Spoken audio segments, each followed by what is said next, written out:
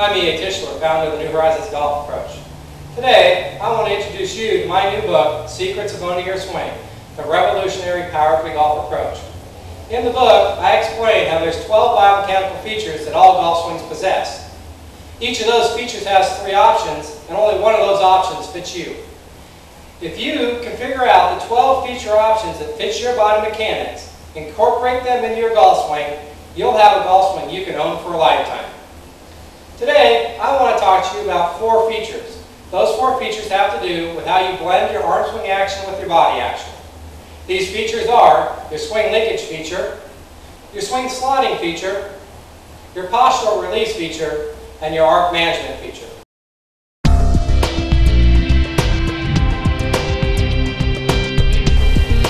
Let's start with the swing linkage feature.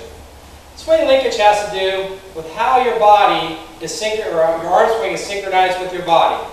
Typically, we talk about linkage in terms of connection. Is the right arm connected to the right side? Are the arms connected in front of our body? How are we connected? Well, linkage takes that connection a little bit further. In linkage, we want to notice that all the components of the body, from the feet to the knees, to the hips, to the shoulders, through your arms, hands, and club, they're synchronized in a manner where they have the right gap in between them, and they're in the right order. For example, let's talk about the rear linkage option.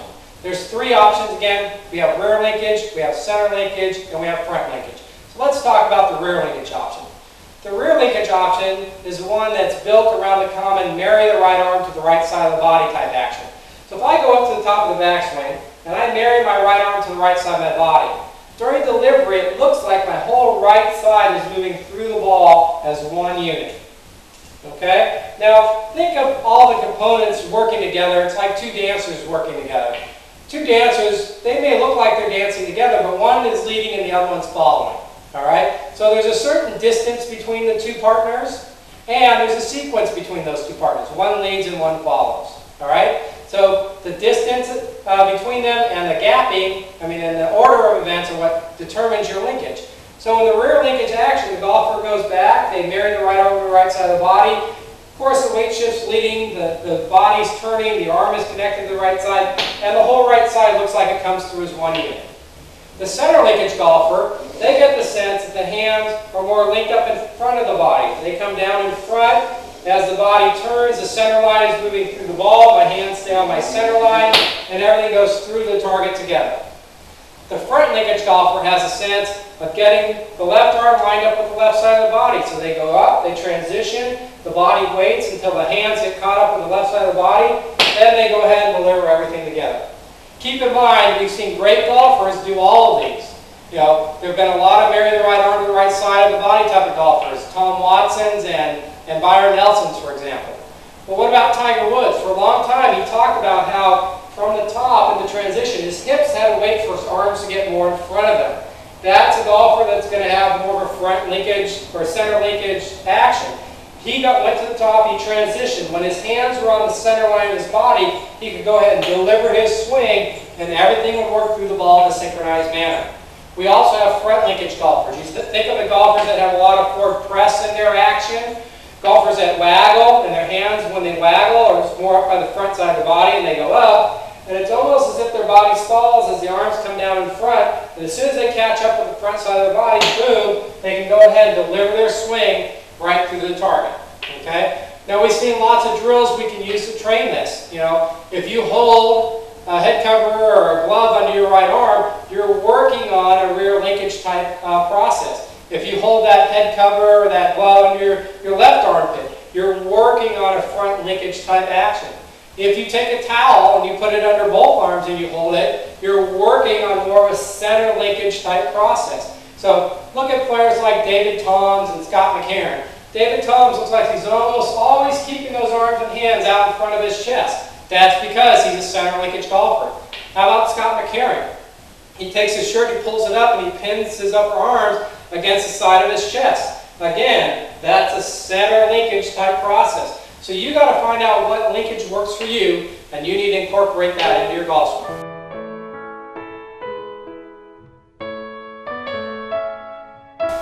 Let us look at swing slotting now. Again, with swing slotting, there's going to be 3 options. We have what we call a hip plane slot. So at address, we get set up, that club is pointed, the shaft is pointed up through my waistline or my center of gravity. That's your hip plane slot, because that shaft is angling up through your hip girdle. Okay? The dorsal plane slot is our next option. That's the one where the shaft points more up through the middle of our torso. You think of a Bo Norman, when he gets set up, he actually sets it up in the torso plane slot because he wants to try to take it up and down that slot in as much of a one-plane manner as possible. But he set it up in the torso plane slot and he delivered it there. We also have golfers that are shoulder plane slotters. When they go to the top, they get that top set in position. Now from here, all they do is unwind their shoulders and the club comes right down the shoulder line, boom, into the shoulder plane slot. Okay? All three options are valid again. You got to find out which one fits you. Now, some general rules of thumb as far as that's concerned. Golfers that have more active hips through the ball, they tend to be hip plane slotters. Golfers that have more of an active torso, the whole torso rotates as a unit through the ball, they tend to be more torso plane slotters. And golfers that have a more active unwinding of the shoulders through the ball, they tend to be shoulder plane slotters. Again, these are general rules. But if you think of it, if I take a ball on a string and I rotate it around and around and around, the more centered I can keep that ball on that string rotating, it will cut a plane through space. Okay? So in the golf swing, we have multiple centers of rotation and multiple components of rotation. Our hips are a rotational component, our torso is a rotational component, our shoulders are a rotational component. Whichever component is stronger, the club is going to want to seek that delivery plane. And that's what slotting is getting the club from the top of the backswing. When you make your transition, you want to get the club into the slot that you're going to deliver it on. So you want to get the arms, hands, and club into a slot that matches the component that's going to be the strongest as you deliver that club through the golf ball. So if you look at players like Ben Hogan, for example, he was a hip plane slotter. So he went up to the top of the backswing, and as his body bounced back forward, he dropped his arms down. This is what I call down slotting. Sergio Garcia does the same thing. So from the top, the highest position of the backswing, they drop their arms down until it's in the hip plane slot, and then they go ahead and rotate their body through and they deliver it in the hip plane slot. Well, you look at Bo Norman, he took it up to the top of the backswing, and his arms came more down across the front of his body. This is what I call cross-slotting. If you think of the golfers that would think left arm across the chest coming back, right arm across the chest coming through, that's a cross-slotting action. And I gave it that name because golfers that do it told me that they have sort of a crisscross action that they feel their arms are doing as it moves across their chest or their torso. So these golfers go up to the top, they feel it come across the torso, and you can see right now, this is more in my torso plane. Instead of being up on my shoulder plane or down on my hip plane, if I go to the top and I move it across my torso, that club is going to be in the torso plane slot as I come down. All right? So once again, we have the shoulder plane slotters. And the shoulder plane slotters go up to the top, and from the top they have the sense that they're more unwinding their shoulders down through the ball. And as they have a stronger unwinding of the shoulders, that club is going to seek that shoulder plane slot as it moves into delivery through the golf ball. So once again, you need to find the slotting action that fits you, that fits your biomechanics, and you need to incorporate it into your golf swing. If you do that, you're going to be much closer to having a swing you can own for your lifetime.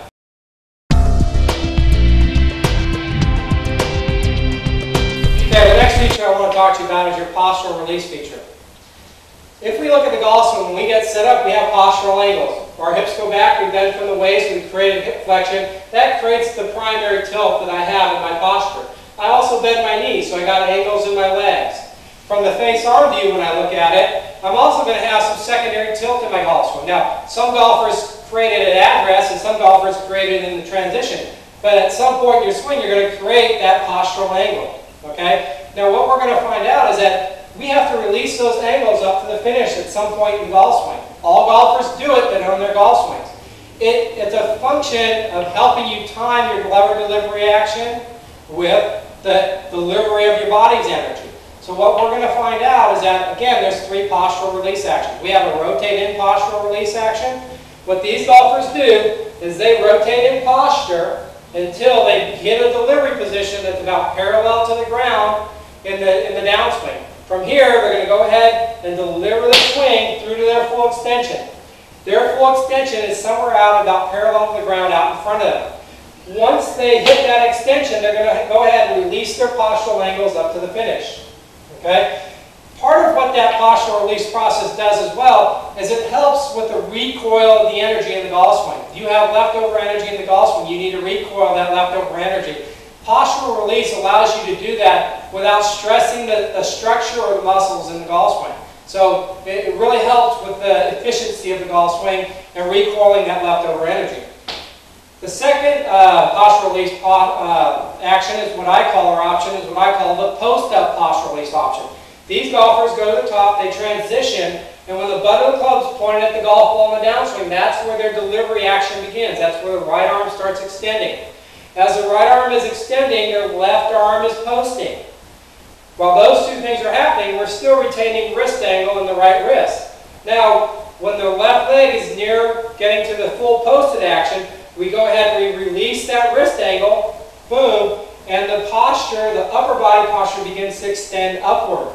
So the post-up golfer, they're going to, the first half of delivery, they're synchronizing their post, and when they let it go, they go ahead and release the rest of their postural angles.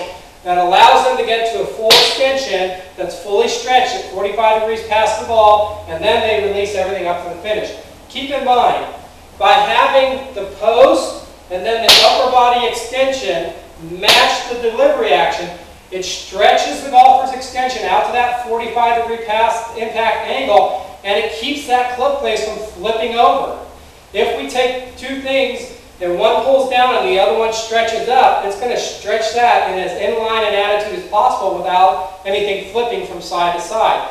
So as you know, Tiger Woods does this, and he was criticized for this. He'd come into the delivery, the right arm's extending, the left leg is posting, and when he released his hinge angle, you'd see his head move up and back. And everybody said, oh, that's bad, that's wrong for him. Actually, it was good for him. Annika Sorenstam did it as well, and it made her, it's part of what made her great. He was actually finding a way to stretch out his extension by having the extension of his upper body match the full extension of his arms through to that 45 degree angle. Okay? We also have what we call the stand-up postural release action. This matches the golfer that is more of a covering delivery golfer. They go up to the top of the backswing. When they transition, the left arm is about parallel to the ground. From here, they start their delivery action down through the golf ball. You can see this is much more of a downward type delivery action, whereas the under golfer that's extending more outward has an outward type delivery action. So the golfer that is extending more downward and going to be releasing more downward, he needs to get up sooner to match that. What we're doing here is we're doing what we call synchronizing your vertical actions. And if you can synchronize your vertical actions properly, that club's going to ground right on the ball time after time after time. It's going to give you ball first and the ground contact. So the covering golfer is going to finish his extension by 2 to 3 feet past the ball. And he needs to get the sense that as he's coming down, he's actually already starting to get up so that he can match his extension and his postural release action. Think of golfers like Peter Lonard, and you think of a golfer like Rocco Mediate, they do this in their golf swings. Now, it's controversial in golf, and a lot of people think it's bad. The fact is, it's a biomechanical principle, it's a valid option, and if you synchronize it with a more covering delivery action, it's going to work very well for you. You also look at a player like Tom Pernice Jr. He's sort of in between covering and the cornering delivery action, but you can notice he gets in he stays in his posture in the transition, the left leg starts to post, he moves into impact, and it seems like just after that club is just past the ball position, bam, he's standing up and out of there as fast as he can. Once again, he is releasing his posture at the time that fits him, and he's done a great job of incorporating his postural release action into his golf swing. So we all have a postural release action. We need to synchronize that postural release action with our delivery action, and if we do that, it's going to get us much closer to owning our golf swings.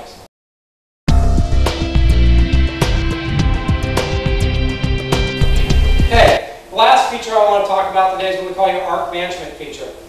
Conventionally, the arc of the swing has been described as being very wide going back and more narrow coming down. And let's think of this again. The arc is moving in three-dimensional space. We have the width direction, okay? We have the height direction, and we have the depth direction. So the wide, narrow golfer, they typically describe that in terms of two dimensions. Wide and narrow in this direction. Think of players like Davis Love and Jack Nicklaus. They use a wide, narrow arc management pattern. Okay? But think of a Tom Watson. He goes back, he's a little more narrow going back, and when he transitions, he's a little wider coming down. And if you've studied any Jim Hardy's one-plane, two-plane theory, you'll know that Hardy has identified that a lot of what he calls two-plane golfers are more narrow going up to the top, and they're more wide coming down. So it is happening out there, and you got to know where it fits you. Well, we also see the golfers that have more of what we call a deep-to-deep pattern. These golfers tend to have the same width going back as they do coming down. And that width tends to happen, or the widest part of their arc tends to happen in the depth direction. So for example, from here, the golfer is going to move more 45 degrees inside, and right there when the left arm is about parallel to the ground, that's about the widest position they're going to have in their arc. So they go back, boom, they transition, and once again coming down, that's about the widest position they're going to have in their arc. So they look like, as they go back and as they come down, that they have virtually the same amount of width in their swing when that left arm is parallel to the ground. These are golfers that tend to be more rotary golfers, and pure rotary golfers. You know, they want the body to rotate back and through, and they want the arms almost perfectly to work with that rotation back and through. Once again, that will only work if it fits you. If your body mechanics is designed to work in a deep-to-deep pattern, then you need to incorporate it in your golf swing. If it's designed to have a wide to narrow arc management pattern, you got to work that into your golf swing. If it's designed to have a narrow to wide arc management pattern, then you need to work that into your golf swing as well. Okay, I hope you've enjoyed this presentation today. If you want to learn more about the Power 3 Golf biomechanics and the secrets of owning your swing, you can visit my website, www.newhorizonsgolf.com, and you can get online, you can get one of my books, Secrets of Owning Your Swing.